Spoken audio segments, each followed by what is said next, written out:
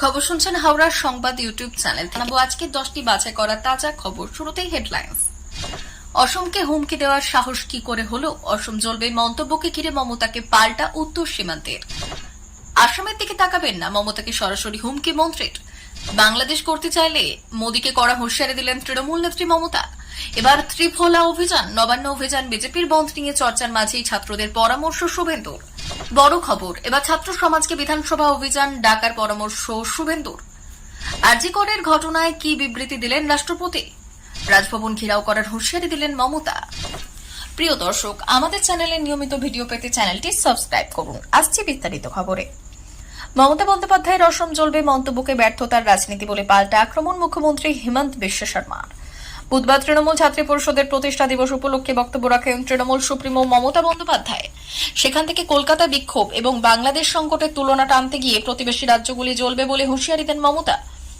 অসমকে হুমকি দেওয়ার সাহস কি করে হলো? আপনার রক্তচক্ষু আমাদের দেখাবেন না, আপনার ব্যর্থতার রাজনীতি দিয়ে ভারতে আগুন দেওয়ার চেষ্টা করবেন না। বিভেদমূলক ভাষায় কথা বলা আপনার পক্ষে উপযুক্ত নয়, টুইট করেছেন অসমের মুখ্যমন্ত্রী। মণিপুরের মুখ্যমন্ত্রী এন বীরেন সিং বললেন, উত্তর পূর্বকে হুমকি দেওয়ার সাহস কি করে হয়? আমি এই ধরনের দায়িত্বজ্ঞানহীন মন্তব্যের তীব্র নিন্দা জানাই। তাকে প্রকাশ্যে উত্তর পূর্ব এবং বাকিদের কাছে ক্ষমা চাইতে হবে।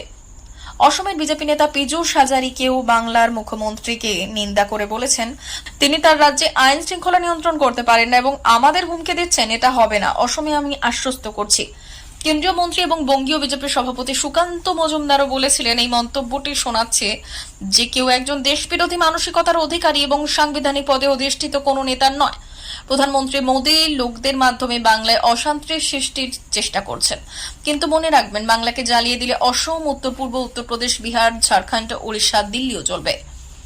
পশ্চিমবঙ্গের মুখ্যমন্ত্রী মমতা বন্দ্যোপাধ্যায়ের মন্তব্যের প্রেক্ষিতে আসামের জল সম্পদ মন্ত্রী পীযূষ হাজারিকা বলেছেন, তিনি ধমক দিতে পারেন না, তিনি আমাদের হুমকি দিতে পারেন না, তিনি তার রাজ্যে আইন শৃঙ্খলা নিয়ন্ত্রণ করতে পারেন না এবং আমাদের হুমকি দিচ্ছেন। এই ধরনের কোনো ঘটনা আসামে ঘটবে না, আমি আপনাকে আশ্বস্ত করতে চাই। তিনি একজন প্রবীণ নেতা এবং দীর্ঘদিনের মুখ্যমন্ত্রী। আসামে কিছু করতে পারবেন না যতক্ষণ এখানে বিজেপি সরকার আছে এবং হেমন্ত বিশ্ব শর্মা মুখ্যমন্ত্রী রয়েছেন। পশ্চিমবঙ্গের রাজনৈতিক উত্তেজনা চরমে উঠেছে। এমন পরিস্থিতিতে তৃণমূল ছাত্র পরিষদ আজ তাদের প্রতিষ্ঠা দিবস পালন করেছে। আর এই সমাবেশ থেকে সংগঠন ও সকলের উদ্দেশ্যে বার্তা দিলেন মুখ্যমন্ত্রী মমতা বন্দ্যোপাধ্যায়। মমতা বন্দ্যোপাধ্যায় বললেন, আমাকে অনেক গালিগালাজ করেছেন, অসম্মান করেছেন, কিন্তু এদের বিরুদ্ধে বদলা নিইনি। বদলা নয়, বদলের কথা বলছি। কিন্তু আজ বলছি, এবার যা করার দরকার ভালো বুঝে করবেন। আমি অশান্তি চাই না, কিন্তু আপনাকে যারা রোজ কামড়াচ্ছেন তাদের কামড়াতে বলছি না, কিন্তু ফোঁস তো করতে পারেন। আগামী দিনে আপনাদের কাজ হলো চক্রান্তকারীদের ফোঁস করতে শিখুন। সহ্যের সীমা ছাড়ালে আমি কি করতে পারি জানেন না। আমার জন্ম হয়েছে আন্দোলনের মধ্যে দিয়ে। মমতা বললেন, কেউ কেউ মনে করছেন এটা বাংলাদেশ, কিন্তু মনে রাখবেন, বাংলাদেশ একটি আলাদা রাষ্ট্র। মোদীবাবু আপনার পার্টিকে দিয়ে আগুন লাগাচ্ছেন, তাহলে অসম, মণিপুর, ওড়িশা, দিল্লি সহ একাধিক জায়গায় আগুন লাগবে। আপনার চেয়ার আমরা টলমলো করে দেব। কেন আইনটা করছেন না? অভিষেক যেটা বললো আমি তো সেটা লিখেছি। আপনার পার্টি কতটা আমায় চেনে আমি জানি না। যতই ফান্ডিং করুন, ওই ফান্ডিংকে আমরা এন্ডিং করে দেব। ছাত্র সমাজের নবান্ন অভিযান আর বিজেপির ডাকা 12 ঘন্টার বন্ধের রেশ এখনো মেলায়নি। তার মধ্যেই এবার ত্রিফলা অভিযানের ডাক দিলেন বিরোধী দলনেতা শুভেন্দু অধিকারী। শুভেন্দুর পরামর্শ, লালবাজার, কালীঘাটে নবান্ন অভিযানে পতাকা ছাড়া একদিনে করুন। মুখ্যমন্ত্রী অধিবেশন ডাকার কে? ছাত্র সমাজকে বলবো, বিধানসভার অধিবেশনের দিন ওই দিন বিধানসভা অভিযান করুন। শুভেন্দু বললেন, এই অধিবেশন করতে গেলে রাজ্যপালের কাছে ফাইল পাঠাতে হবে। রাজ্যপাল বেআইনি কাজের অনুমোদন দেবেন না, জোর করে বিধানসভা করতে পারেন না। ছাত্র সমাজকে বলবো, ওই দিন বিধানসভার অভিযান করুন। আমরা ভেতরে বিধায়করা বুঝে নেব, আর রাস্তায় ছাত্র সমাজ আপনারা বুঝে নেবেন। ভারতীয় ন্যায় সংহিতার পরেই কোনোভাবেই মুখ্যমন্ত্রী আপনি এটা করতে পারেন না। আমি বলছি, ধর্ষণ এবং নারী নির্যাতনে কড়া শাস্তির বিধান দিয়ে বিল আনতে চায় রাজ্য সরকার। আগামী মাসের প্রথম দিকে সেই কারণে বিধানসভা অধিবেশন ডাকতে চায় প্রশাসন। রাজ্য মন্ত্রিসভার সিদ্ধান্ত, বিধানসভার বিশেষ অধিবেশন পেশ হবে সেই বিল। নবান্ন সূত্রের খবর, আগামী মঙ্গলবারই সেই বিল পেশ হতে পারে রাজ্য বিধানসভায়। ফের একবার হুঙ্কার দিয়ে উঠলেন বিধানসভার বিরোধী দলনেতা শুভেন্দু অধিকারী। শুভেন্দু বললেন, এই অধিবেশন করতে গেলে রাজ্যপালের কাছে ফাইল পাঠাতে হবে। রাজ্যপাল বেআইনি কাজের অনুমোদন দেবেন না। এরপর মমতার বিরুদ্ধে আরো তোপ দেগে বিরোধী দলনেতা স্পষ্ট বললেন, সোমবার অধিবেশন ডাকার আপনি কে? ছাত্র সমাজকে বলবো ওই দিন বিধানসভার অধিবেশন করুন, আমরা ভেতরে বিধায়করা বুঝে নেব, আর রাস্তায় ছাত্র সমাজের লোকজন আপনারা বুঝে নেবেন। রাষ্ট্রপতি দ্রৌপদী মুর্মু আরজিকর মেডিকেল কলেজ ও হাসপাতালে ধর্ষণ খুনের ঘটনায় একটি বিবৃতি প্রকাশ করেছেন। তিনি বলেছেন, কলকাতায় একজন ডাক্তারকে ধর্ষণ ও হত্যার জন্য ঘটনা দেশকে হতবাক করেছে।